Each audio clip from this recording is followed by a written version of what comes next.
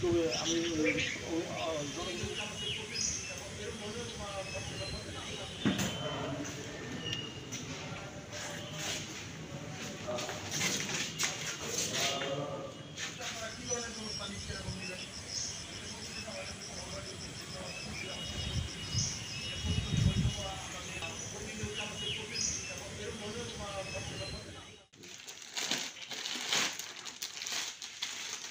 রাত্রে ৯টার দিকে একটা ত্রিপল লাইন কল আসছিল যে পুটকিয়া বাজারে সাবেক সভাপতি রহমত আলী সাহেব উনি আমলে জানালেন যে পুটকিয়া বাজারে হয়তো একটা চোরান আসতেছে এরকম একটা নিউজ আছে।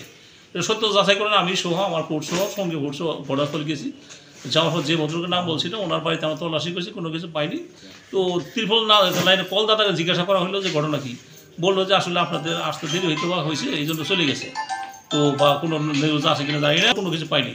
পরে যে ওনাকে বলা হয়েছে যে আমরা খোঁজ খবর রাখেন, আমরা এলাকায় যাবো। তবে আমরা ধরেন 3টে পোস্টে আমরা থানা এলাকায় চেকপোস্ট বসাইছি। তো আমরা রাতে 3টে পর্যন্ত কোনো চেকপোস্টে কোনো কিছু পাইনি। আমার 3:30 পৌনে 4টের দিকে আমার একটা কল আসলো যে নৈহাটি বাজার থেকে একটা ট্রাক হয়তো বা সন্দেহজনক যাইতেছে। তো আমি গেরিয়া বাজার পর্যন্ত গেলাম, যাই দেখলাম যে আপনার বিএনপির অনেক নেতা কর্মী তারা এখানে একটা ট্রাক আটক করে রাখছে।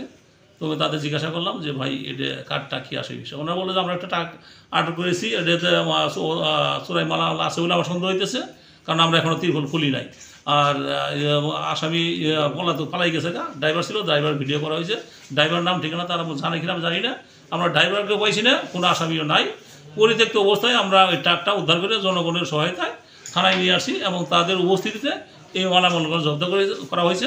আইনগত ব্যবস্থা প্রসিডিওর আছে। 1237 পিস শাড়ি, এই শাড়িগুলো আপনার 1237 পিস, এই বিভিন্ন ব্যাডিস কালার মিলে 1237 পিস শাড়ি।